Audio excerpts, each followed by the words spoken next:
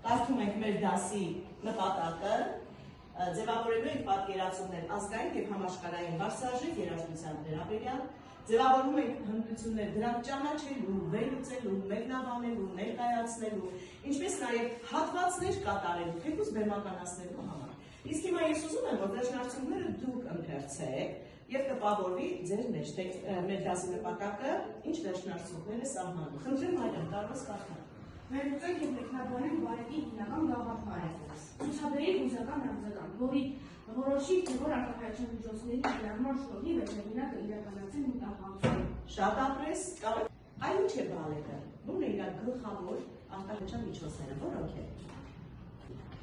Բալետի գլխավոր արտահայտչական միջոցներից են պարը և երաժշտությունը։ Այո, հիմա ես ուզում եմ, որ ինքները ներկայացնեք բալետի մասին ձեր իմացածը, ինչ որ գիտեք, այ ինչ է, ինչպես է ներկայացնում հանրությանը բալետը, ովքեր են գրել բալետներ համաշխարհային ստեղծագործողներից, հայ երաժիշտներից, ովքեր են գրել բալետը։ Խնդրում եմ, կպչուն քերթիկներ ունեք ձեզ մոտ։ Այո, փոքր խմբային աշխատանք կտամ։ Այ այսպես այս 4-ը կգրեք, կփոխանցեք Միքայելին, թող Միքայելը հասցնի և ներկայացնեք։ Ես ասում եմ Սամվելին։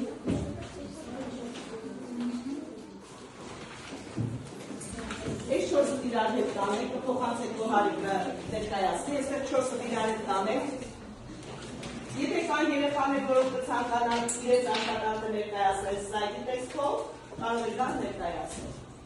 Եվ անգամ պատմություն կա, որ Լյուդովիկոս 14-րդը խաղացել է բալետում և կատարել Ապոլոնի դերը։ Երեխաներ, մինչ դուք կկատարեք խմբային աշխատանքը, ես ձեզ համար կմիացնեմ ֆրանսիացի կոմպոզիտոր Կամիլ Սեն-Սանսի կենդանիների շքահանդեսից «Կարապը» ստեղծագործությունը։ Այս ստեղծագործությունը խորեոգրաֆի պատկեր է դարձրել Միխայիլ Ֆոկինը, հատուկ Աննա Պավլովնա Լիսեցկայայի համար, որ անվանել է «Մահացող կարապը»։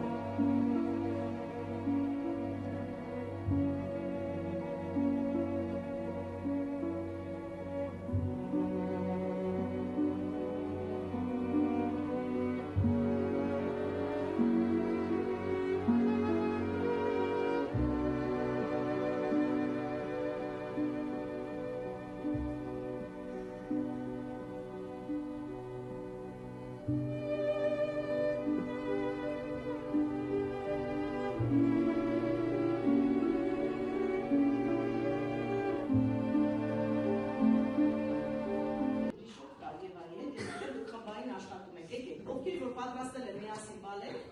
կարող են ներկայացնել։ Բալետը առաջացել է Իտալիայում վերածննդի շրջանում 16-րդ դարում։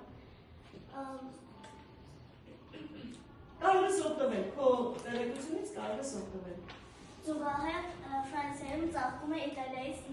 նմանատված թագավորական բալետը որպես շքեղ հանդիսություն։ Առաջին բալետների համար երաժշտական հիմք են հանդիսացել ժողովրդական և թագավորական պարերը, որոնք մտնում են ֆոլկլորի մեջ։ Որ խումբն է պատրաստ։ Համեցեք, ես խումբն եմ ուզում գա։ Եկեք։ Այո։ Համեցեք։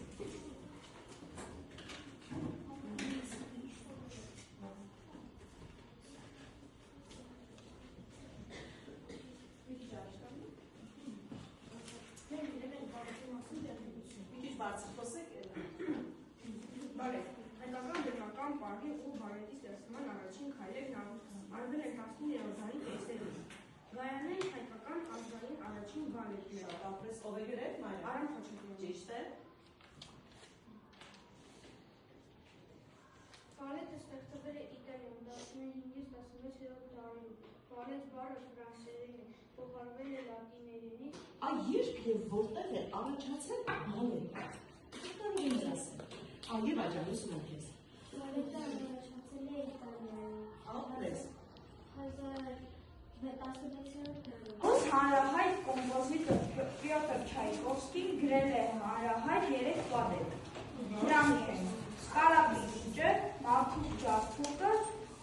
և Քնած։ Գեղեցկուհին, իհարկե, քնած գեղեցկուհին, ապրես։ լատիներենից և նշանակում է բալ։ Շատ աղբին նման։ Բալետը առաջացել է Իտալիայում 16-րդ դարում, բալետ բանը ֆրանսերեն է, հայկական բառարանից նշանակում է Աղբասի ձեր կոմբը։ Բալետը առաջացել է Իտալիայում, Բրազիլի դարաշրջանում Մի քիչ բարձր Սուզաննա ջախջում եմ։ գտնվում որպես միասնական գործողության կամ տրամաբանության դերակի աշխատան ներկայացում օպերայի հանգած։ Շատ ապրեք երեխեք, շատ լավ է ձեր կոմբը, կեցեք, նստեք։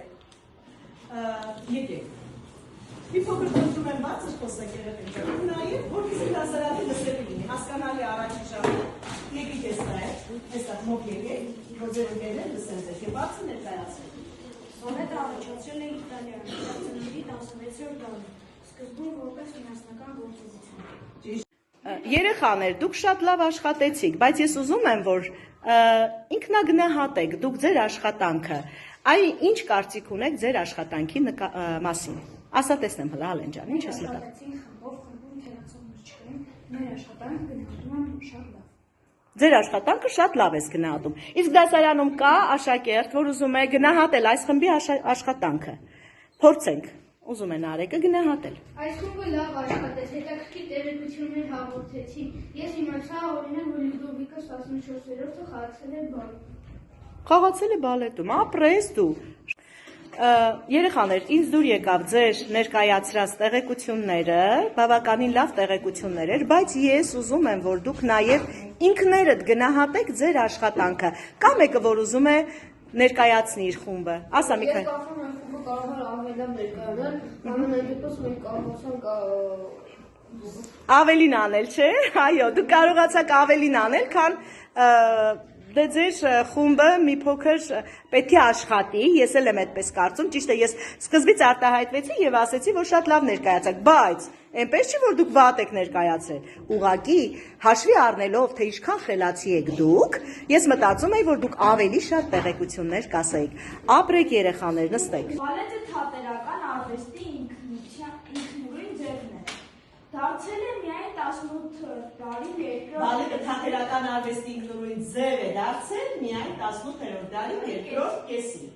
ֆրանսիացի բալետմաստերի Ժան-Ժորժ Նովերի կատարած ռեֆորմների շնորհիվ։ Հիմա բարձրաբանեք որն են այդ ռեֆորմները։ Հիմնվելով ֆրանսիացի լուսավորիչների էսթետիկայի վրա, նա ստեղծեց ներկայացումներ, որոնցում բովանդակությունը բացահայտվում է դրամատիկապես արտահայտիչ ճկուն կերպարների միջոցով։ Նայում եք էկրանին, մի ստեղծագործության պատմություն բաժինն է, ես հարցերը ուղղեմ ձեզ, դուք ձերքով կերեցիք ու պատասխանեք։ Որ բալետից է հատվածը, վերեք։ Հատվածը կարատի բալետից։ Այո, երկրորդ հարցը, ով է ստեղծագործության հեղինակը։ Ապա տեսնեմ, ասա Մարի։ Պյոտր Իլիչ Չայկովսկի։ Ինչ ազգի կոմպոզիտոր է Պյոտր Իլիչ Չայկովսկի։ Այո, ռուս կոմպոզիտոր։ Երրորդ հարցն եմ ուղղում, ինչպես է կոչվում բալետի այս հատվածը, այդ վերևի հատվածը, ինչպես են անվանում։ Ինքը անուն ունի, չէ՞, ցանկացած հատված անուն ունի։ Ապրես, ասա, բարձրացա։ Շատ ապրեք։ Իսկ ուրիշ ինչ բալետ գիտեք, որ էլի հարվածով է և շատ տարածված մեր ազգային բալետի մեջ։ Սուսերով շատ ապրեք։ Մենաբարը կոչվում է վարիացիա։ Դա բոլորս են կրկնում։ Զուգապարի։ Այսինքն Ժան-Ժորժ Նովերը, սա պայման մտապահում եք և հիշում եք, առաջինն է, որ հեղափոխություն արեց բալետային արվեստի մեջ։ Երեխաներ, իսկ դուք օրինաչափություն տեսնում եք բալետի մեջ։ Ինչ օրինաչափություն եք տեսնում։ Տեսնեմ։ Ահա, ուզում ես պատասխանել, Ալեն։ Խնդրեմ, պատասխանիր։ Օրինաչափություն է, որ բալետը դասական ստեղծագործություն է, սակայն տարբեր կոմպոզիտոր, տարբեր ժանրի բալետներ է։ Տղամարդու թաձայի ինչպես է կոչվում։ Թավը։ Բաս։ Իսկ հիմա տեսնենք, թե դուք ինչքանով եք ճիշտ լրացրել։ Եթե ճիշտ լրացրած լինեք, մեր երաշտական խաչ բառը, ուրեմն ամբողջը կանաչելի է։ Հիմա տեսնենք, եթե սխալ լինի կարելի ցույց կտա, ինքը ինչ գրեց։ Ինչ կատարեցին առաջադրանք։ Շատ ապրեք, եւ բոլորը կանաչել։ Շնորհակալություն։